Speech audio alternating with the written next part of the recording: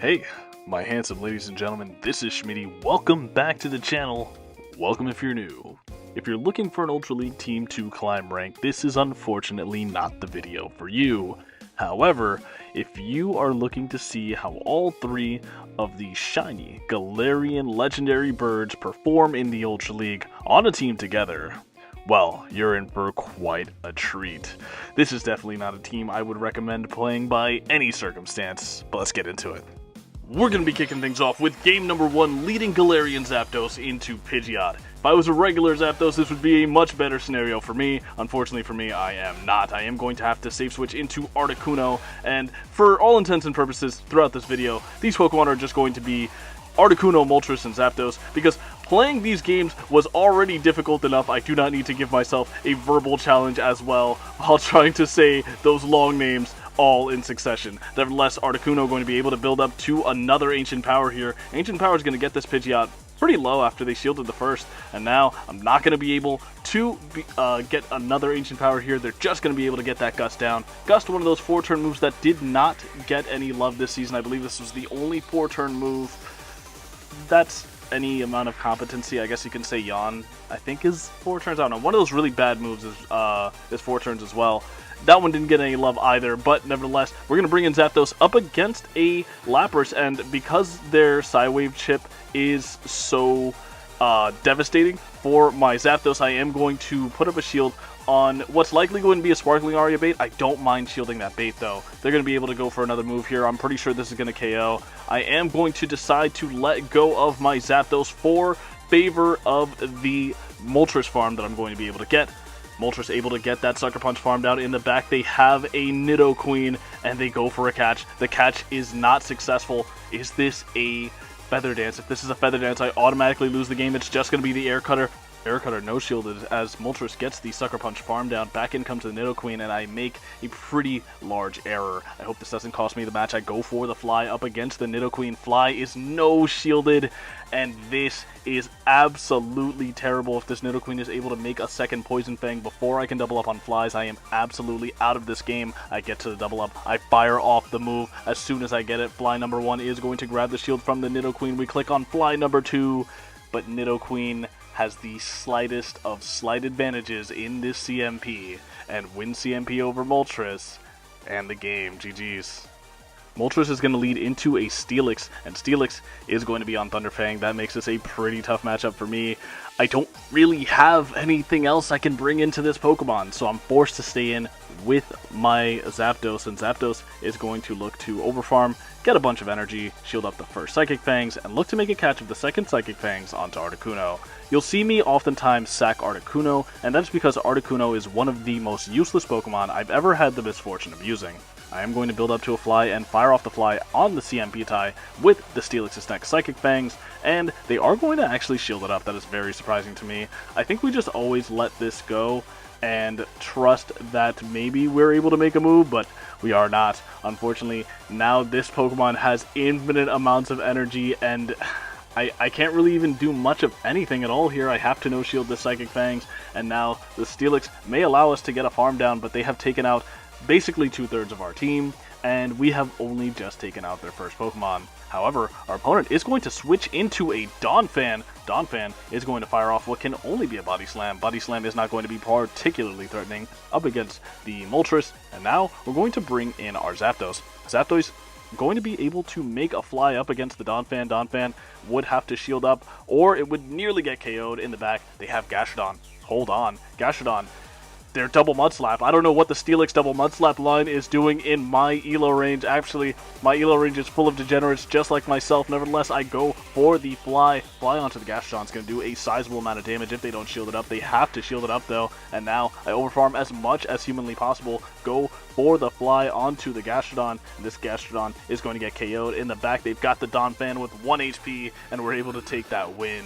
Alright, into the next game is going to be Zapdos leading into Guzzlord. Not the worst thing ever. I'd much rather see this Pokemon here than anywhere else on this team. I am going to just stay in with the Zapdos. Zapdos looking to make that close combat. I don't really care if they attempt to catch here. It is perfectly fine by me. They bring in the Gastrodon, and this is a very massive surprise to me. I'm going for the close combat onto the Gastrodon, going to be shielded. They're going to be able to fire off a move, and now I am going to have to put up a shield here because unfortunately I got overzealous with my overfarm and decided to go for good timing, and that's actually going to end up playing out to my detriment. I throw 4 more counters and switch into the useless Articuno because Articuno is absolutely useless. I am going to look to overfarm, build up as much energy as possible, hope that they decide to bring back in the Guzzlord, and it looks as if they're trying to burn their switch timer so that they can do just that.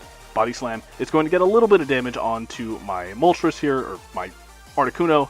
My brain is absolutely fried after playing these games. I hope you guys can understand. We go for Fly number 1. Fly is going to do a sizable amount of damage onto the Guzzlord. The problem is that Guzzlord will be able to hold on and likely get a full Dragon Tail farm down before we're able to reach another Fly. We're able to grab a shield with a Fly. That's basically everything I can ask for. We bring in the Zapdos. Zapdos is going to be able to tank this Crunch. Absolutely no problem at all. Crunch, not any issue, but it does get the defense drop. Not the best case scenario for me. In the back, they have Tentacruel. Maybe thinking I was going to blind throw the close combat, but instead we are going to go for the Fly.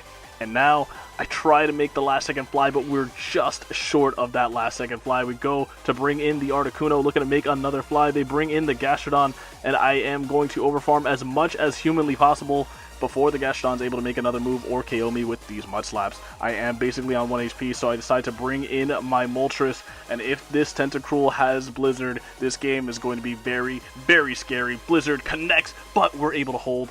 Our Moltres actually has decent IVs. It's like the only Pokemon on the team with somewhat decent IVs. We're able to go for the Fly onto the Tentacruel, and that will be a good game.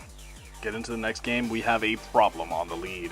This is going to be the Togekiss. Togekiss beats every single member of this team mercilessly. There is absolutely almost no play for any Pokemon that I have into this Pokemon, so it's a good thing they're staying in and allowing my Articuno to make an Ancient Power. Safe switch into the Articuno is going to be able to get some pretty decent damage onto that Togekiss. It looks as if they try to catch onto their Shadow Empoleon, but we're going to be able to build up to the back-to-back before the Empoleon's able to throw a move. And even better, our Articuno will be the CMP winner here. They do decide to overfarm, and now this isn't necessarily a bad spot.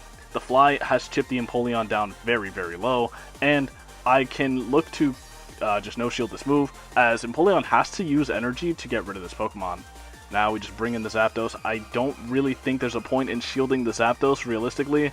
I guess old me decided against that, and the counter is going to be able to sneak and get the KO onto the Empoleon. Of course, back is going to come the Togekiss. This is a very, very bad Pokemon for me to see.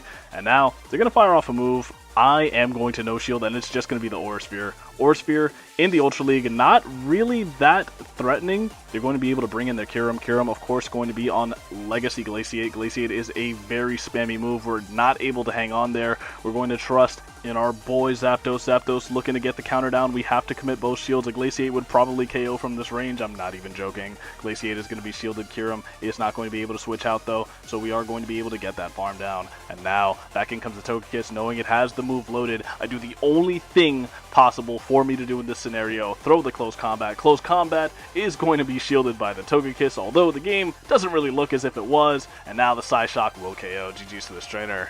On to the next match, and it's going to be Zapdos leading into an Empoleon.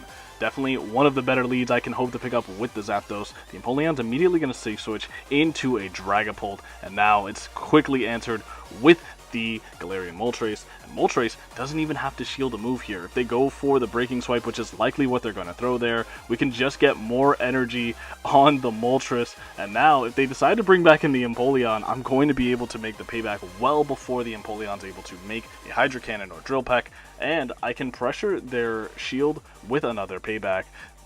Instead, I go for the play of going for a Fly just to get some chip damage onto the Empoleon. I can't really afford to snipe here, so I do have to let the Empoleon throw at me, but I will be able to have switch advantage with my team, where switch advantage really isn't the most impactful thing ever. It's triple flyers. Anyway, we're going to bring in the Articuno, realizing that they're probably not going to stay in, as they saw the lead was a fighting type. I'm going to fire off a Fly at the Florges. Florges going to shield up the Fly, and now This is a very difficult game. Florges once again beats every single member of this team. How are we going to be able to get away from this game? Well, the energy lead Articuno is going to be a pretty decent start. Going for the fly onto the Florges. Florges going to shield it up, and now I can't really afford to no-shield another Chilling Water, but we're going to see me do it again for some reason. And now I think we're going to get KO'd. No, we are going to be able to barely hang on, bring in the Zapdos. Zapdos is going to be able to two-shield and get rid of this Florges more than likely.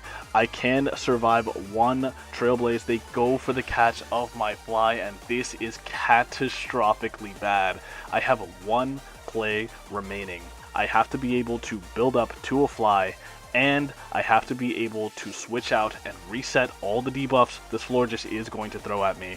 I'm going to build up to the fly. The Articuno is looking very, very good right now. We have the fly onto the Florges. This one is not debuffed. Articuno surviving the Fairy Winds on 1 HP, and now the Florges has 1 HP, so there's only one move we can throw at this point. Close combat onto the Florges. We get the W. GG's. Another Pokemon that has the potential to hit this entire team for super effective damage and puts immense pressure onto the entire team is going to be Shadow Feraligatr, and unfortunately, it's on the lead in this next matchup. They are going to fire off a move early here, and I know this is just a Hydro Cannon. Call me crazy, but I know that I can survive that, make a move, and then switch out. But instead, we're going to farm up just one short of the move, then safe switch into Articuno. For some reason, my opponent sees the Psychic Flying type and then decides, nope, I gotta get out of there immediately. And now, in comes their G-Zing. G-Zing going to be able to retaliate with a Sludge or a Brutal Swing, whatever their cheapest move is, and I think they're going to be able to outpace me here. This is pretty problematic, but I don't have another Pokemon that is capable of taking out this G-Zing while shields are up. So I am going to look to overfarm as much as I can, go for an Ancient Power for absolutely no reason. This does absolutely nothing for me. I go for the Ancient Power. It is going to be enough to KO. Back in comes the Feraligatr, tearing through the Articuno's health with these Shadow Claws that are very impactful while super effective. They decide to no-shield the Feraligatr. I don't know why they did that. In the back, they have Skeledirge. Maybe they aren't reading that we have the third Galarian bird, and I would imagine if you're playing Ultra League at any point recently, you probably know what the third Galarian bird is. Let's see. Are they ready for this Galarian Moltres Masterclass? In comes Moltres. Moltres looking to get the Sucker Punch farm down or make the double fly before the Skeledirge able to fire off a move. They go for the Disarming Voice. Disarming Voice here, not the best thing for me to see, and now I have to overfarm, and I have to get this next play perfect. They already have another Disarming Voice here. I have to be perfect and attempt to catch, but unfortunately, the catch is unsuccessful, and so I think I could have maybe just stayed in, thrown one more Sucker Punch, and just had the fly, but unfortunately, they're going to be able to double up, and the double up is exactly what they need. Torch Song will KO my Moltres. GG's to this trainer. And into the next game, and it's not a terrible lead at all. It is going to be Virizion up against Zapdos. Zapdos is not necessarily the best matchup on this team up against this Pokemon. However, they didn't even build up to the Stone Edge. Stone Edge is the only move that can be thrown at the Zapdos for even neutral damage. In comes a Belly Bolt, and Belly Bolt is a terrible Pokemon for us to see. We have to yeet the close combat at the Belly Bolt, then bring in Moltres. They are going to be on Sucker Punch. That is very, very helpful for this team. If they are on Thundershock, you lose. There is no debating it. If they're on Thundershock, they're probably shielding the Belly Bolt 15 times in a row, and they are going to be able to Parabolic Charge to the point where they live all of your fast move and charge move pressure, and you just immediately lose. I'm telling you, you get 1v3'd if you even attempt this team and run into a Thundershock Belly Bolt. Fortunately, that is not our reality here, as we are going to be able to bring back in the Zapdos, get the counter down of the Belly Bolt, and now Belly Bolt, the biggest threat for this team, is going to be removed. However, in comes Skeledirge. Skeledirge looking a little bit threatening in its own right. We are going to be able to shield up our Galarian Articuno here, and now Torch Song is going to boost their Incinerate damage, but we do have access to pretty hard-hitting damage with this Ancient Power. We go for the Ancient Power here because although it does relative damage to the fly, we are potentiating getting a boost. Yes, it does do relative damage to the fly, even though both are 45 energy, and one is super effective and the other is neutral. We are going to just no-shield the Articuno. Articuno definitely the most useless Pokemon on this team and any team I've run in the Ultra League this season. I overfarm as much as I can with the Zapdos. Zapdos. I go for 4 counters because that second Incinerate is not going to register. Fly onto the Skeldurge is going to pick up the KO in the back. All they have remaining is the Virizion. Virizian's going to be able to make one final move, and they decide to throw it on the Shmeaty for whatever reason. We're going to undercharge the Fly, and it's still going to be enough to KO. GG's. Hopping into the next one, it's going to be Zapdos leading into Greninja. Oh my goodness, what a lead. We are going to just stay in, throw as many counters as we can, and now they safe switch into the Armored Mewtwo. Armored Mewtwo sees the Moltres and immediately top lefts. In the next game, Zapdos leads into Coma O. Once again, not good, not bad. I don't really have a Pokemon I'd rather see this on. I guess the Articuno would be ever so slightly better. And again, we see another Sucker Punch Belly Bolt. This isn't good at all. They banked a bunch of energy on that Como-O, and if at any point I get Clanging Scales, I'm going to end up losing this game.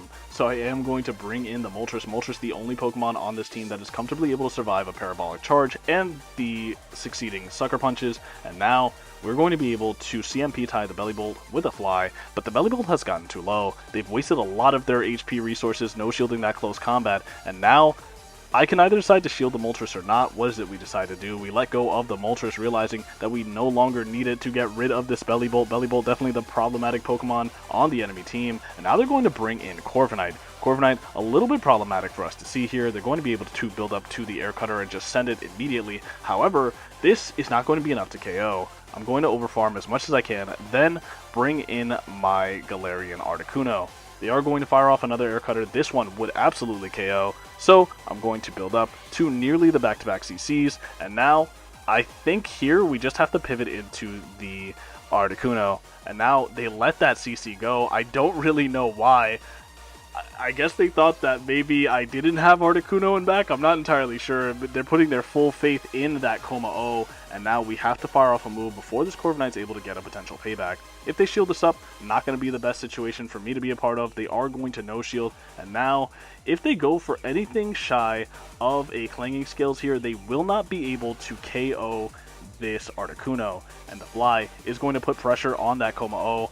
I think we may have just won this game. Clanging Scales is required to pick up the knockout. They go for the upper hand bait, hoping for a shield. We throw 3 Psycho Cuts and the Fly. It's a CMP tie. Down goes the Como-O. GG's to this trainer.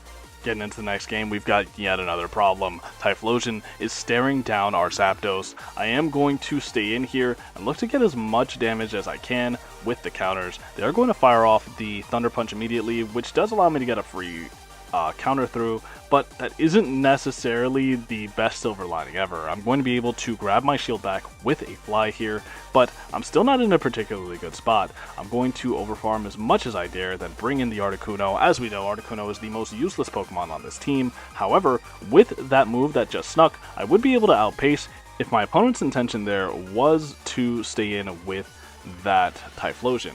We would have been able to fire off 4 more Psycho Cuts and then get to the Ancient Power, which would have pressured a shield from them again. Nevertheless, Ancient Power lands onto the Talonflame of all things. We're bringing in the Moltres, as the Moltres is required to get meaningful damage onto this Talonflame. I'm going to no shield, and it is just going to be the Flame Charge. This is very nice for us. We're able to get the Sucker Punch farm down without taking that second Incinerate, which is pretty good for us. In the back, for some reason, it is a Greedent. I'm not entirely sure what this Pokemon is doing outside of the Ultra League meta from about a year and a half ago. This Pokemon is absolutely washed. In comes Typhlosion. Typhlosion forced to give up a shield here, as if they don't, they are going to just get KO'd. And now they are going to shield up.